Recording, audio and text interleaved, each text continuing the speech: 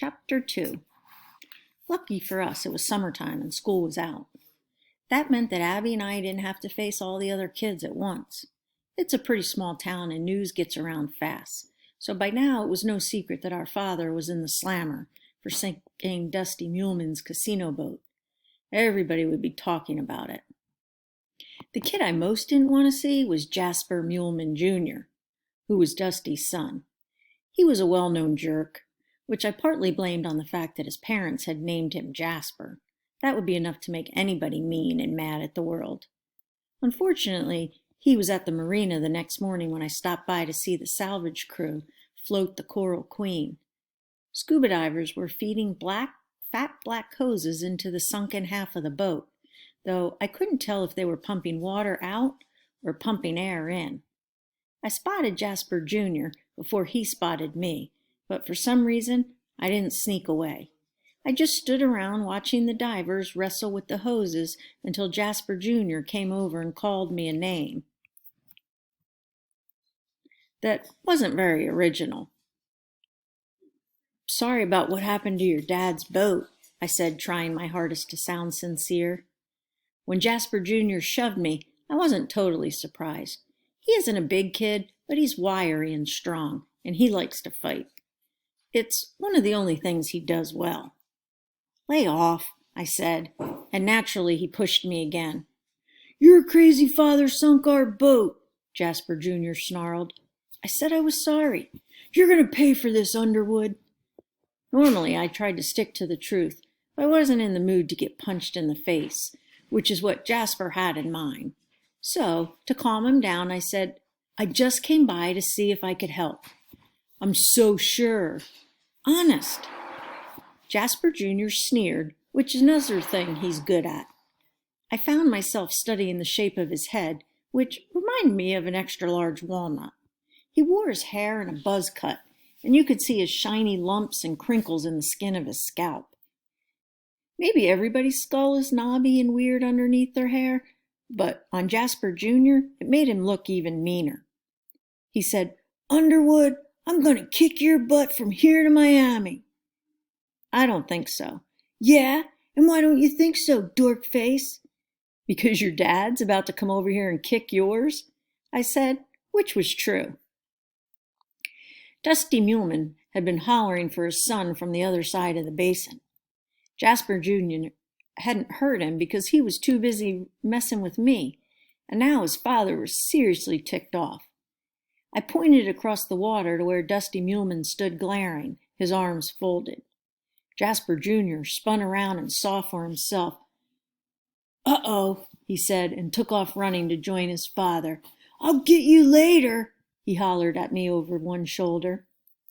A few minutes later, Abby showed up, and we hung around until the Coral Queen was off the bottom. We were surprised to see how easily they got her up. But of course there wasn't any holes in the hull or other damage that needed patching. My father had just pulled the plugs, basically. "How does Dad know it's the casino boat doing the dumping?" asked Abby. Because they never had to close Thunder Beach before the Coral Queen got here. They never had a problem with poop in the water until now," I said. A small crowd had gathered to see the operation, but Abby and I stayed off by ourselves, on the far side of the basin. We didn't want to make Dusty Muleman any madder than he already was. "What a phony," my sister said. "Just look at him." At one time, Dusty Muleman had been an ordinary fishing guide, the same as my father. Their skiffs were berthed next to each other at a place called Ted's Marina. In the summertime, when business slowed down, Dusty would head out to Colorado and work at a dude ranch, taking tourists into the mountains for brook trout. Then, one September, he came back to the Keys and put a skiff up for sale. He told Dad and the other guides that he'd inherited some money from a rich uncle who died in an elephant stampede in Africa. I remember Mom's eyes narrowing when Dad told that story. It was the same look I get whenever I tell her I'm done with my homework, and she knows better. As for my father, he said anything was possible. even Dusty Muleman being related to a dead millionaire. Not long after he quit guiding, Dusty bought the Coral Queen, got her outfitted for gambling, and partnered up with the Miccosukis. That wasn't even 2 years ago, and now he's one of the richest men in Monroe County, or so he said.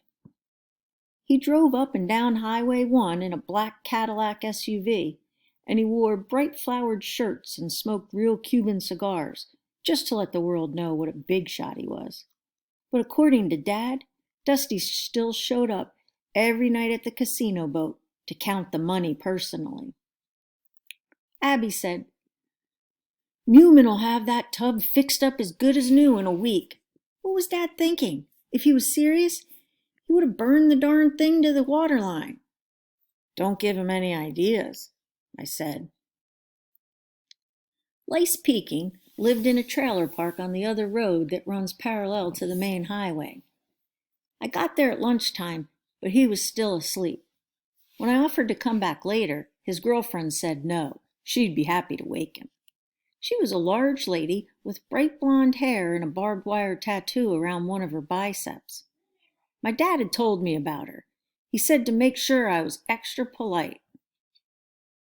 The girlfriend disappeared down the hallway and came back half a minute later, leading Lace Peking by his belt. He didn't look so good and he smelled even worse. A combination of beer and BO was my guess. "Who are you?" he demanded, then sagged down on an old sofa. The girlfriend said, "I'm off to the store." "Don't forget my cigarettes," Lace Peking told her. "No way, you promised to quit." "Aw, give me a break, Shelley." They argued for a while and seemed to forget they had company.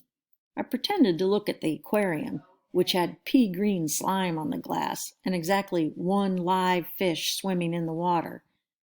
Finally, Lace Peking's girlfriend said he was hopeless and snatched the wallet out of his jeans and stomped out the door. When he got himself together, he asked me once more who I was. "Noah Underwood," I said. "Payne's boy?" "That's right. He asked me to come see you." "About what?" "Mr. Muleman," I said.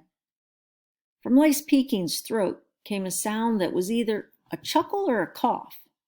He fished under one of the sofa cushions until he found a half-smoked, mushed-up cigarette, which he balanced in a crusty corner of his mouth. "Don't suppose you got a match?" he said. "No, sir." He dragged himself to the kitchenette and knocked around until he came up with a lighter. He fired up the moldy butt and sucked on it for a solid minute without even glancing in my direction. The smoke was making me sick to my stomach, but I couldn't leave until I got an answer. For 2 years, until last Christmas Eve, Lace Peking had worked as a mate on Dusty Muleman's casino boat. "Mr. Peking," I said. His real name was Charles, but Dad said everyone had called him Lice, for obvious reasons, since elementary school. It didn't look like his bathing habits had improved much since then. "What do you want, boy?" he snapped. "It's about the Coral Queen. My dad says Mr. Muleman is dumping the holding tank into the Marina Basin."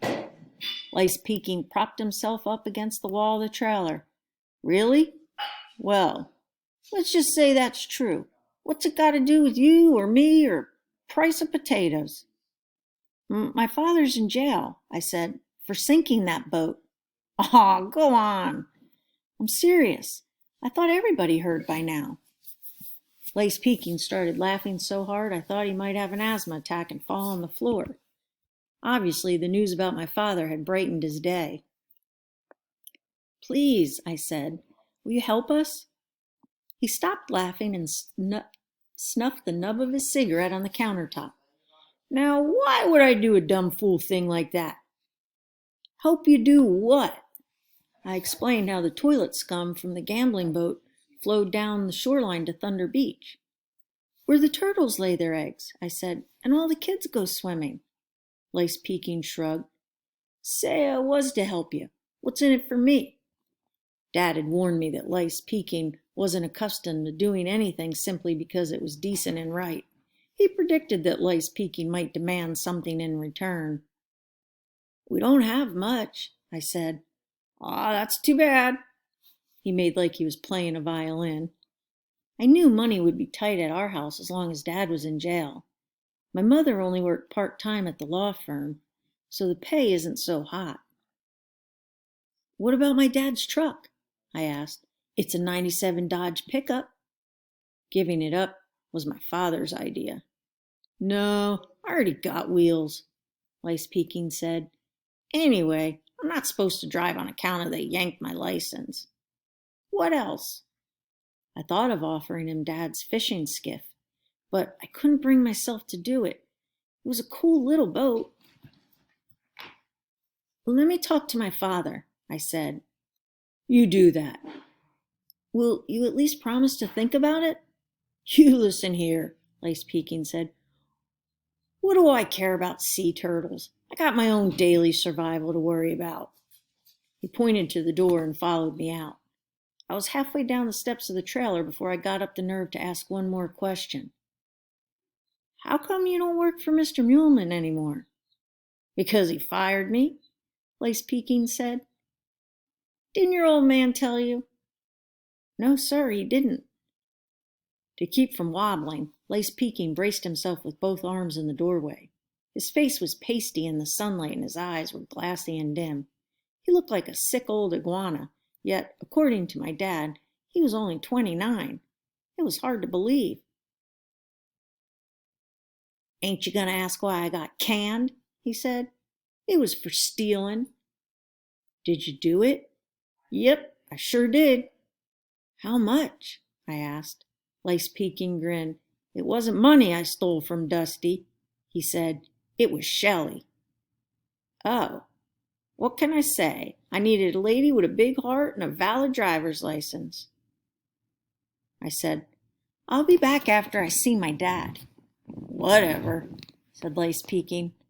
I'm going to hunt down a beer. My mother says that being married to my father is like having another child to watch after, one who's too big and unpredictable to put in time out. Sometimes, when Mom and Dad are arguing, she threatens to pack up our stuff and take me and Abby out of the Keys to, quote, go start a normal life. I think my mother loves my dad, but she just can't understand him. Abby says Mom understands him perfectly fine, but she just can't figure out how to fix him. When I got back from the trailer park, my mother was in the kitchen chopping up onions. That's how I knew she'd been crying. Nobody in our family likes onions, and the only time Mom ever fixes them is when she's upset. That way she can tell Abby and me that it's the onions making her eyes water. I knew she'd been to the jail, so I asked, How's Dad? My mother didn't look up. Oh, he's just dandy, she said. Is there any news? What do you mean, Noah? About when he's getting out. Well, that's entirely up to him, Mom said. I've offered to put up his bail, but apparently he'd rather sit alone in a cramped, roach-infested cell than be home with his family. Maybe the lawyer can talk some sense into him. Of course, I couldn't tell her what my father had asked me to do. She would have raced back to jail, reached through the bars, and throttled him. Think they'll let me visit him again? I asked. I don't see why not. It isn't as if his social schedule's all booked up. From the tone in her voice, I knew she was highly irritated with my father. I spoke to your Aunt Sandy and Uncle Dell, she said. They offered to call him in jail and try to talk some sense into him, but I told them not to bother. Aunt Sandy and Uncle Dell are Dad's older sister and brother. They live in Miami Beach. Sandy's in a high-rise condominium with a gym on the top floor, and Dell in a nice house with a tennis court in the backyard. This is a sensitive subject at our home.